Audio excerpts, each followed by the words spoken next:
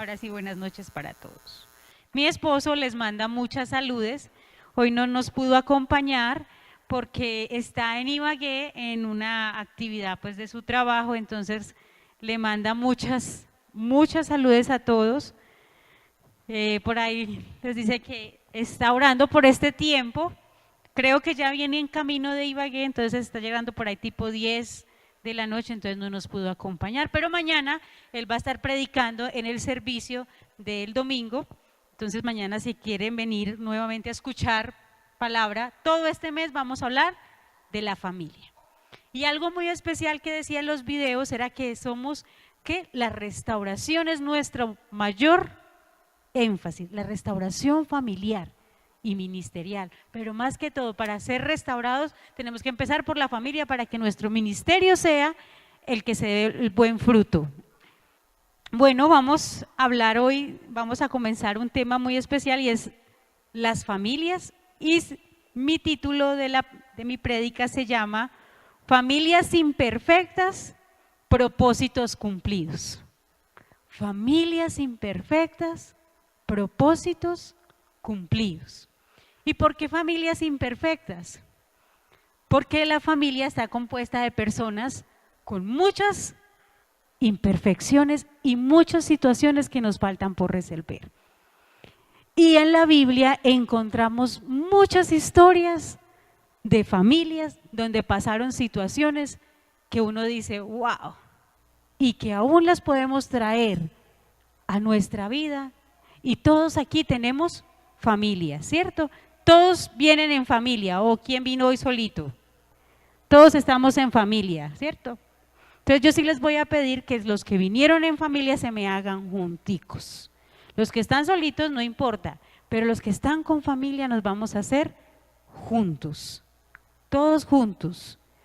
¿Qué dice la familia? La familia es un grupo de personas formados por una pareja que convive y tiene un proyecto de vida en común y sus hijos.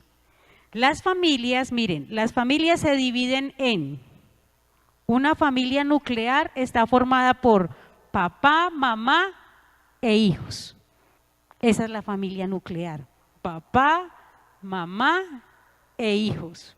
Y esta es la familia extendida, que ya son nuestros parientes más cercanos. O sea, ¿cuáles son? Los abuelitos, los tíos, nuestros hermanos, porque si tenemos nuestra familia, es nuestra familia nuclear y la familia extendida. Algunos todavía estamos con familia extendida porque todavía no hemos llegado a tener familia nuclear, porque algunos apenas son casados y no tienen hijos. Pero si tuvieran hijos sería una familia nuclear. Vamos a mirar y vamos a ir a la primera familia. ¿Y cuál fue la primera familia que cuenta la Biblia? Es de Adán y Eva. ¿Y sus hijos fueron quiénes?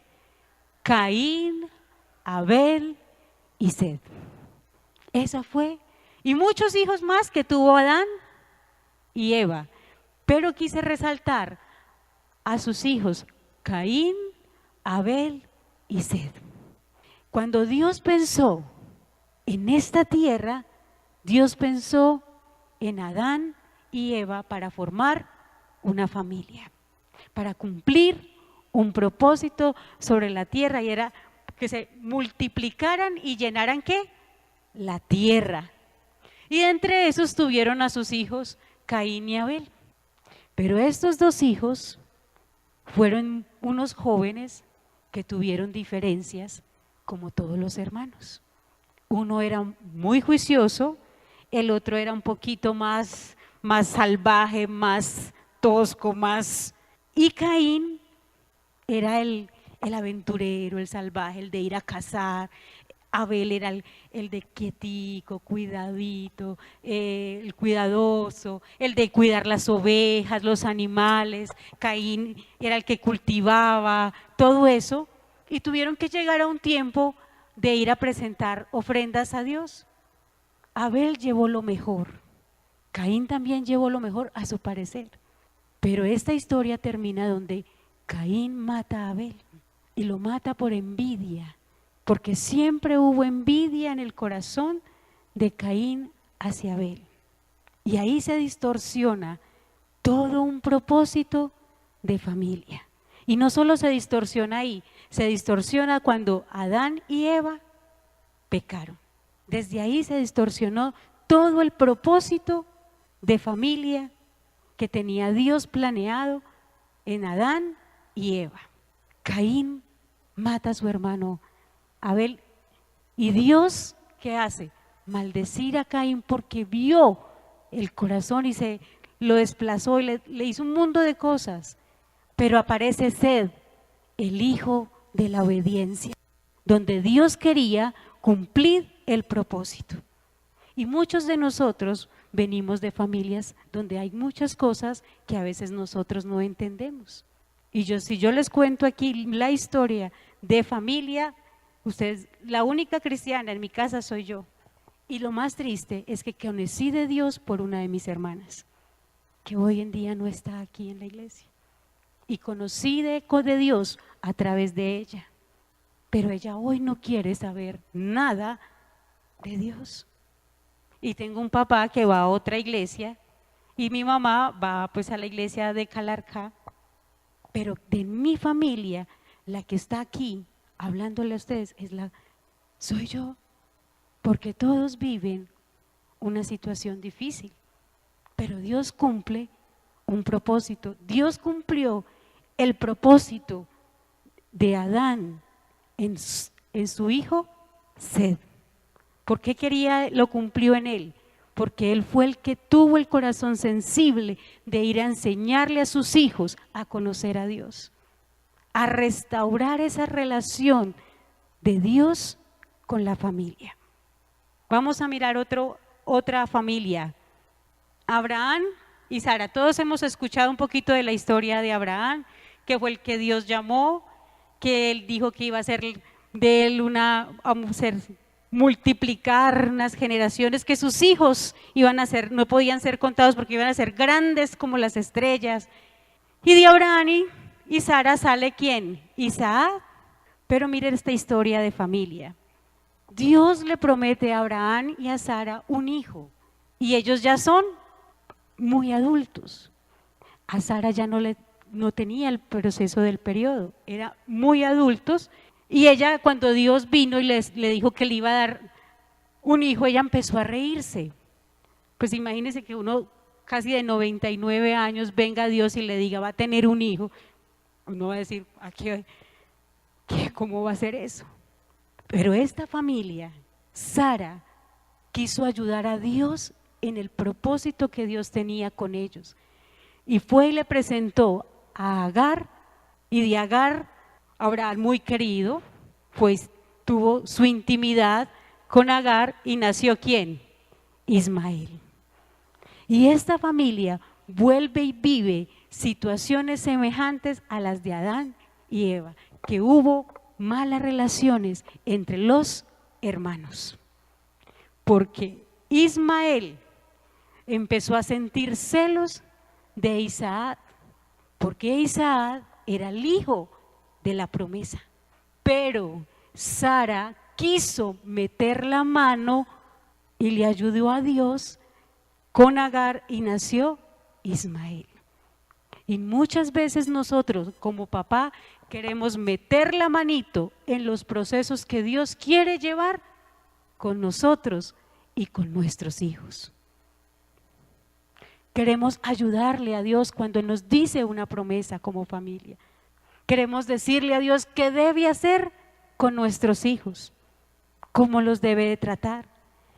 Y Sara empezó a sentir, mira Abraham, mira cómo Ismael, mira Isaac, mira cómo lo hace, mira.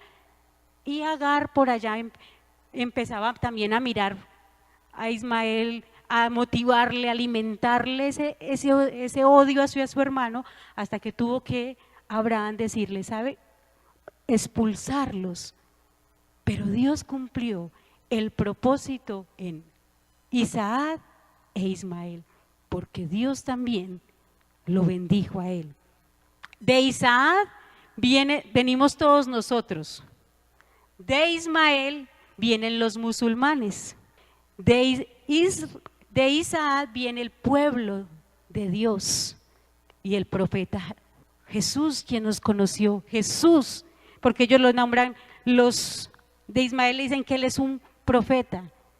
Para ellos, para los ismaelitas, Mahoma es su Jesús. Para nosotros, Jesús es el Rey de Reyes y Señor de Señores. Y aún en esa familia, Dios cumplió el propósito. Y ese propósito lo vemos reflejado en cada uno de nosotros. Jesús murió ¿por quién? Por nosotros. Miren estas historias, les invito a que lean, les estoy recortando las historias porque son muy largas y los invito a que lean. Léanse en estas historias de estas familias y usted va a decir, no encuentro nada diferente con la mía. Y usted se queja de la familia que tiene. Porque una familia, ¿sabe qué es lo más tremendo? En las familias se componen del que siempre tiene, del que nunca tiene, del hermano que siempre le gusta que lo lleven cargadito y tal. Vamos a hacer nada más, les voy a decir, para la celebración del Día de la Madre. Ya algunos están coordinando y ya algunos dicen, no tengo, no hay. Y siempre resulta dando el mismo de siempre o los mismos de siempre. No hay nada de diferencia entre estas familias, pero que Dios cumplió el propósito en ellos, sí. ¿Lo va a cumplir en nosotros? Sí. ¿Cuándo? No lo sabemos, pero que lo cumple, lo cumple. Y nosotros hacemos parte de esa familia, de esa promesa que un día Dios le dio a Abraham. Nosotros somos hijos de Abraham, porque él solo tuvo 2, pero de Isaac salió todas unas generaciones, incluyéndonos a nosotros. Pero Dios no quiso dejar a Ismael sin bendecirlo, también lo bendijo, porque él vio la angustia y el clamor de una mamá, que fue y lo colocó al pie de un árbol y se fue a mirar y a llorar. Y así es la mamá. Mamás, Dios nos llamó a clamar por nuestros hijos, pero deje que sus hijos vivan los procesos, porque Dios tiene lo mejor para ellos, porque antes de que fueran sus hijos, fueron hijos ¿de quién? De Dios, porque Dios dice en su palabra que Él pensó en nosotros antes de la fundación del mundo. Nuestros hijos fueron pensados por Dios antes que nosotros mismos, aún en el mismo tiempo que nosotros. Pero le digo algo, mamá, no deje de clamar por sus hijos. Hay otra familia, Isaac y Rebeca, Jacob y Esaú. Son 2 gemelos, ellos son 2 gemelos. Y Rebeca, imagínense ustedes embarazaditas y sintiendo aquí a esos bebés que se mueven, pero ellos no se movían, ellos peleaban en el vientre de la mamá. Si a uno a veces siente que el bebé se mueve y uno siente como que se le queda sin respirar a veces, imagínense en estos 2 hombrecitos, bebés peleándose en el vientre de su mamá. Y esta mamá, mire lo tremendo, engaña a su esposo para que uno de sus hijos adquiera la bendición. Y ahí vemos a una mamá y a un papá teniendo hijos favoritos, hijos que algún papá tira hacia uno y la mamá tira hacia el otro, preferencias. ¿Será que eso no se vive en las familias? Que uno dice, es que tú quieres, uno a veces corrige a los niños, es que tú quieres más a Valeria, y Valeria uno va y la corrige, es que tú quieres más a José Manuel. No, pero esta familia tuvo hijos favoritos. Y un hijo favorito llevó a una mamá a robarle a motivarle, a alimentarle. Mira, Jacob, te voy a vestir te voy a poner pieles, vamos a engañar a tu papá, porque tu papá le va a bendecir a Esaú y quiero que tú seas el que te lleve la bendición. Y hay mamás que le alcahueteamos a nuestros hijitos mintiéndole al papá para que no los corrijan. No, hagamos esto, pero no le contemos al papá, porque sabemos de que el papá va a decir que no. Y así pasó con Rebeca e Isaac. Y todo esto se acarrea en una diferencia entre hermanos, a tal punto que Jacob tuvo que irse porque tuvo miedo de que su hermano lo matara. Y se quebrantó una relación. Duraron muchos tiempos sin ellos hablarse, hasta que se encontraron nuevamente, ya iban con sus hijos y solo se tenían ellos dos. Perdieron todo ese tiempo como hermanos de compartir, de conocer los sobrinos. Y yo me acuerdo, la historia dice que se encontraron ellos y que hizo Jacob humillarse delante de Esaú y reconocer que él era importante igual, porque él le robó su progenitura. ¿Usted no se habla con algún hermano? ¿Ha sentido que en su familia hay el favorito? ¿Usted ha sentido en que la familia a veces a la mamá le corre más a unos que a otros? ¿Y sabe qué es lo tremendo de las mamás? Que la mamá le maneja una versión a todos y a veces hay mamás, ay mi hija tan linda, mira tan bella, y va y la otra, ay mi hija tan linda, pero aquella ha dicho esto de usted. Y eso es un síndrome de eso, de Rebeca e Isaac, que no tiene favoritos y a unos abriga más que a otros. A unos protege más que a otros. Y uno tiene una tendencia, y lo digo porque yo la tuve. José Manuel fue operado del corazón, añito y medio tenía, 18 meses. Y claro, y él desde que nació muy enfermo, muy enfermo, muy enfermo, no engordaba, entonces yo no tuve la oportunidad de ponerle los mameluquitos porque sus piernas eran flaquitas, flaquitas. Y una vez una vez le puse el mameluco y llegó una persona, ¡ay, tan flaquito, tan desnutrido! Y yo me sentí mal, pues yo sabía el proceso que estaba viviendo, él se hacía calor, malo, se hacía frío, malo. Y el médico nos decía que le diéramos gracias a Dios porque no tenía sus labios azules, porque él tenía que andar con una pipa de oxígeno. Gracias a Dios nunca lo tuvimos que ver de esa manera. Entonces, él era muy enfermito, se nos ahogaba por su problema de corazón. Él fue operado de su corazón y él aquí tiene su cicatriz. Nunca le quisimos aplicar ninguna crema, para que él se acordara que Dios hizo en él un milagro. Entonces, ¿qué pasó con nosotros? Yo, como mantenía con él, entonces me puse muy gallinita a sobreprotegerlo. Y todavía tengo que luchar porque yo a veces tiro mucho, tiendo a tirar hacia él. Y es especial porque vamos de paseo y el único que se enferma del paseo es él. Siempre. Entonces con él hay que encargar todo, medicamentos, una cosa. Y entonces él un día nos dijo, ay, yo siempre que salga de paseo me enfermo, yo mejor me quedo. Y yo le dije, no, vamos a ir todos. Pero sí yo he notado que yo a veces tiro más hacia él. Y eso no significa que no ame a Valeria, la amo. Pero siento que él como que me necesitara más por su condición de salud que tuvo.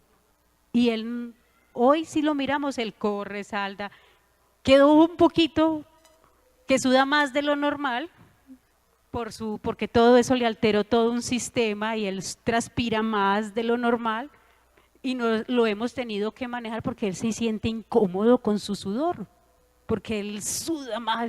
Un día me dijo la profesora, se mojó la cabeza y viene coloroso, y él me decía, no, yo no me la mojé, es que es el sudor. Y uno como mamá, a los más debiluchitos de los hijitos, uno quiere guardarlos y cubrirlos, protegerlos, sale a pelear por ellos. Y al que lo ve uno fuerte, al que ve uno que es capaz, ese le exige más. Y es un grave error. Y lo reconozco, porque yo a Valeria le exijo más. Y a José Manuel lo dejo. que vaya al paso de Él. Y no debería de ser así, porque eso es tener uno favoritos, inconsciente. Pero lo justificamos, ay, no, es que todo el proceso que vivió, qué pesar, no es un milagro. Y aparte de eso sí es un milagro, porque lo operaron, coge una infección en los pulmones, se le pegó una bacteria, él tiene todo esto así, aquí tiene la seña, le dejan 3 punticos, uno aquí, 2 aquí, y él cogió una bacteria en el quirófano y se le pegó de los pulmones. Y esto aquí se le inflamó hartísimo. En ese entonces también había una mamá, y era la mamá, la esposa de un jugador, también le habían hecho una cirugía a su niña y también se le había infectado, y entonces tuvieron que volverle a abrir. Y eso es tan impresionante porque no le pueden volver a cerrarla, sino que dejan que eso se vaya cerrando solo. Y yo decía, y ella mostraba cómo eso ahí abierto, yo decía, Dios mío, yo no voy a resistir ver a José Manuel nuevamente con su herida abierta. Y yo me acuerdo que esa noche yo me puse a orar y yo decía, Señor, si tú sanaste a todos los de la Biblia, sanaste lepras, pero yo le hice todo el recuento de la Biblia, Señor, ¿por qué no lo vas a hacer con José Manuel? Y entonces esa noche nos dijo la doctora, déjele todo listico, y yo llamé a José, porque José estaba trabajando y yo en Medellín, entonces yo sola. Por eso yo creo que hubo más conexión entre los dos, porque yo estaba sola con él allá, y yo lo miraba y él me miraba y yo le decía, José Manuel, ¿qué vamos a hacer? Y él era un bebé, y él apenas me miraba sin saber que porque tenía 18 meses, y yo llamé a José y le dije, lo van a tener que volver a abrir. Él quedó ronquito porque los entuban, quedó muy ronquito, pues con neumonía, y le dije, lo van a tener que volver a abrir y esa herida no la cierran porque eso le lavan el hueso, le lavan todo esta parte. No sé, José, qué va a pasar. Y yo me fui llorando. Todas las noches entraba a las 6 de la mañana y salía a las 8 de la mañana y yo me iba llorando por ese pasillo. Me acuerdo y todavía me dan ganas de llorar porque fue un proceso duro. Y yo me iba llorando y sentí, yo le dije, bueno, Dios, si lo van a operar. Cuando llamó a las 11 de la noche, me dice una de las enfermeras, porque había una bajita, pelilarguita, y él como que tuvo mucha conexión con ella, y la llamaba Nana, Nana, Nana, Nana, Nana. Y me dice, ¿cómo le parece, mamá? ¿Usted sí se dio cuenta que el niño le estaba drenando el pus por los 3 huequitos? Porque ellos les dejan 3 huequitos, el de la mitad es por si le tienen que poner un catete, un marcapaso, por si no les funciona el corazón. ¿Usted sí se dio cuenta, mamá, de que el niño le estaba drenando todo ese líquido? Y yo le dije, ay, no, yo me vine y él quedó pues en pijamadito, dijo, no, nos tocó colocarle una pijama de otro niño, porque le drenó todo eso. Lo tienen en este momento haciéndole exámenes, porque todo su pus le drenó. Yo me quedé, wow. Dijo, más tarde la llamo si tienen que operarlo o no. Y yo le dije, bueno.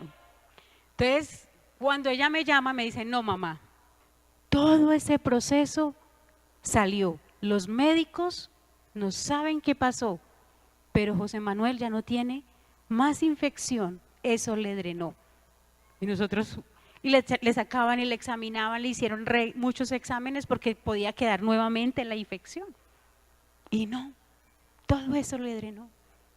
Y yo le doy gracias a Dios porque José Manuel murió en el quirófano. Él alcanzó a morir en el quirófano. Lo reanimaron. Y a los 2 días me viene y me dice la pediatra, él murió en el quirófano. Aparte de eso, sufre una infección. Y verlo hoy aquí correr, saltar, tocando, ayudándole a Carlitos a tocar la batería, yo digo, gracias Dios. Gracias Dios, porque mi hijo hace parte de un propósito y no es cualquiera. Y le pasan unas cosas, se cae, se aporrea, unas heridas, usted le viera en las rodillas y uno dice, pero Dios lo tiene para grandes cosas. Así como Jacob, Dios lo tuvo, y Esaú también lo tuvo para grandes cosas, pero mucho cuidado, con los favoritos, porque inconscientemente hacemos alianzas pensando que porque los vemos débiles, descuidamos a los demás. Durante todo ese mes, duré 2 meses, no vi a Valeria y también me necesitaba, porque era una bebé, tenía 2 años, porque ellos se llevan 1 año y medio, tenía 2 años. Pero hoy en día sigo luchando, porque a veces regaño más a Vale que a José. Cuidado con los favoritos. Aún nosotros de pronto en su casa usted no se ha sentido el favorito. Sintió que mi hermano es el favorito. Tengo 2 hermanas, mi hermana la mayor y la que le sigue, hay una lucha entre ellas. Inconsciente, pero se siente esa lucha. Y era porque a una desde pequeña siempre le dijeron que iba a ser tan más bonita. Y la otra pues normal, nunca le dijeron que iba a ser más bonita, tan bonita. Pero la mayor siempre dijeron tan bonita, tan bonita, tan bonita. A tal punto que ella se lo creyó tanto. Pero hay una lucha entre ellas, inconscientemente. Porque siempre le dijeron, ella es la más bonita. Y nunca le dijeron a la otra, tú también eres la más bonita. Y se fue fomentando una rivalidad que no se ha podido sanar todavía. Y desafortunadamente hay una que es como que por su temperamento ha conseguido más cosas, la otra por su temperamento no tanto, y aún en eso se ve la diferencia. Quería darle un ejemplo de estas 3 familias que son Adán y Eva, Abraham y Sara, Isaac y Rebeca. Isaac es el hijo de Abraham. Y se repitió la historia de entre los hermanos, la división, las diferencias. ¿Será que mi esposo tiene un lema y dice, las familias perfectas se componen de padres imperfectos, hijos imperfectos, pero que se aman, se comunican y se perdonan? De eso se debe componer nuestras familias.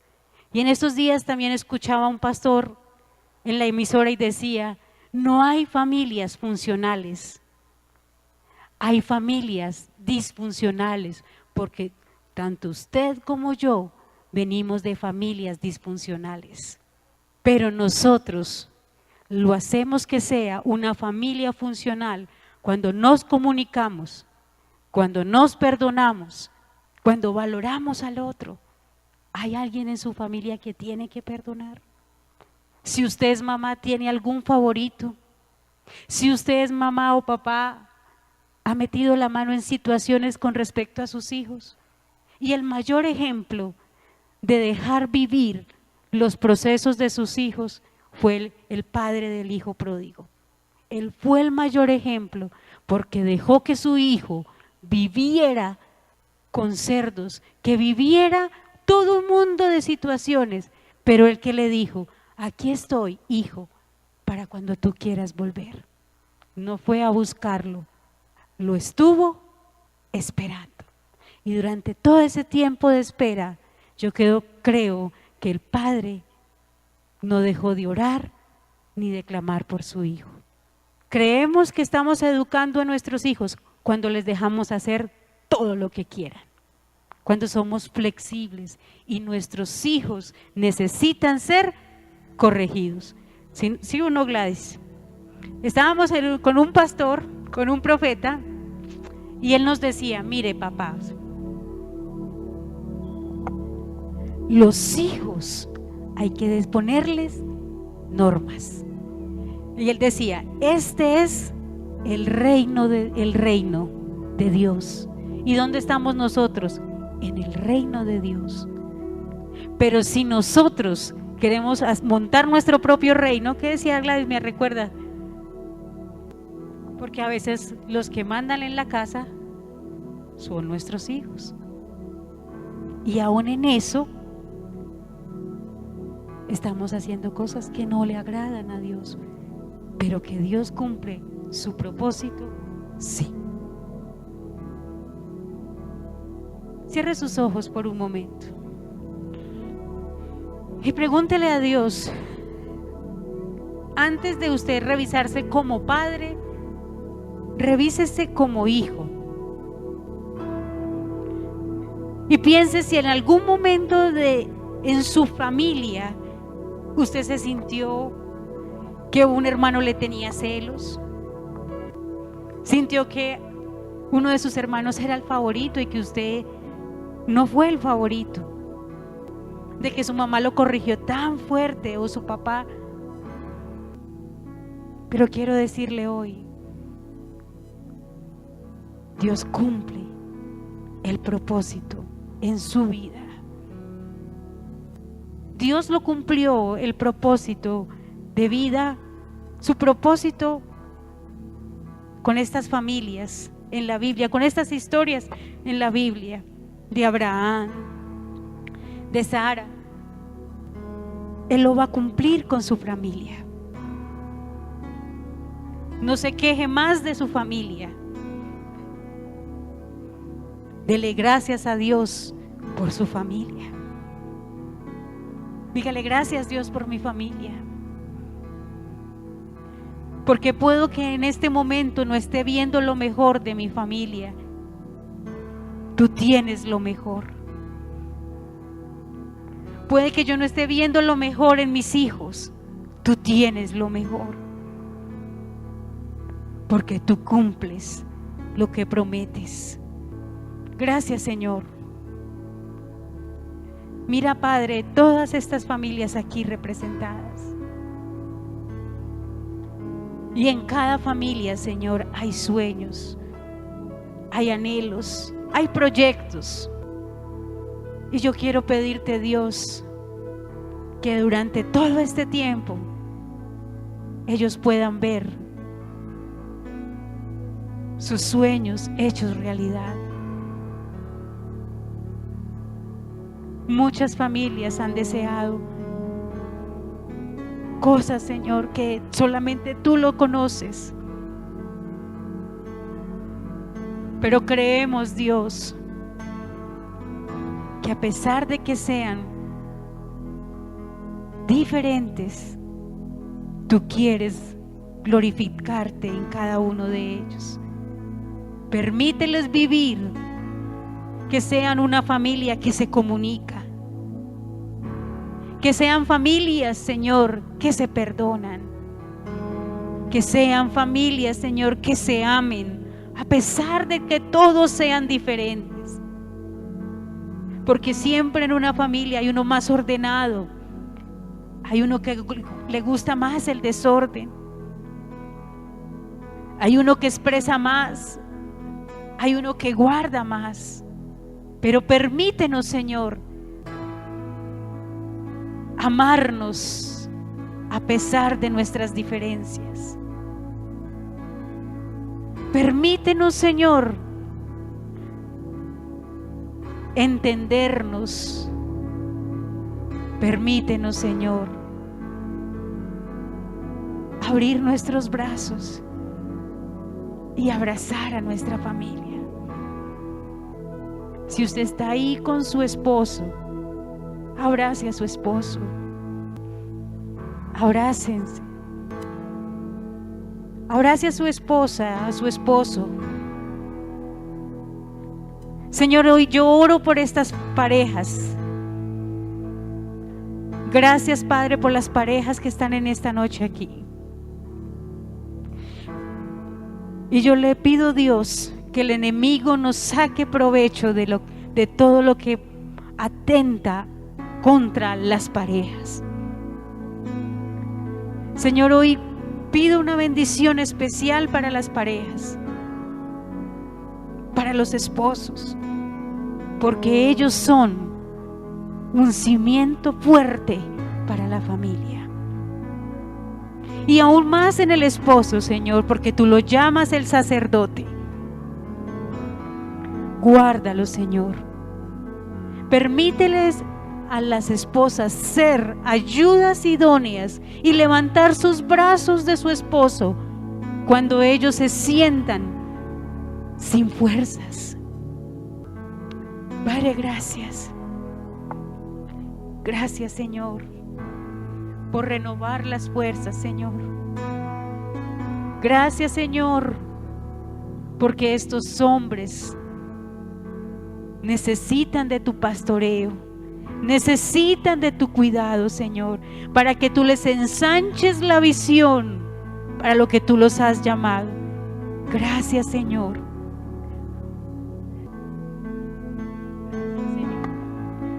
Ore ahí por su esposo, ore ahí por su esposo, ore por su esposo, dígale: gracias, Dios, gracias por el esposo que tengo.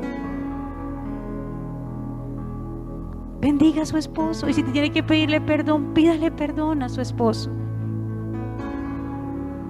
Pídale perdón por a veces manipular las cosas, las órdenes que él a veces da.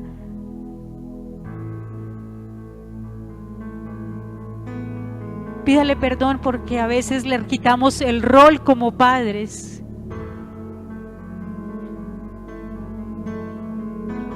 Y esposo, bendiga a su esposa. Bendiga a su esposa.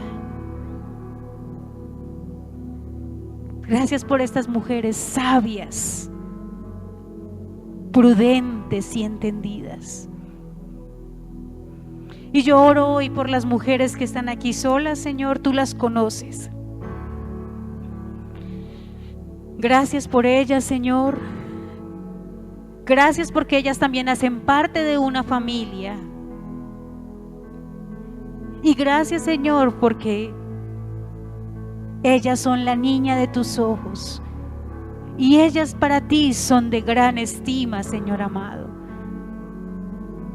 Gracias por los hijos que están aquí, Padre. Y permítenos como hijos, Señor, obedecer el consejo del Padre. Perdónanos, Señor, porque como hijos nos enojamos cuando nuestros padres nos corrigen. Pero sabemos, Dios, que como tú, como Padre, tú tienes cosas grandes y deseas cosas grandes para nosotros, así como nosotros como padres también queremos ver cosas grandes en nuestros hijos.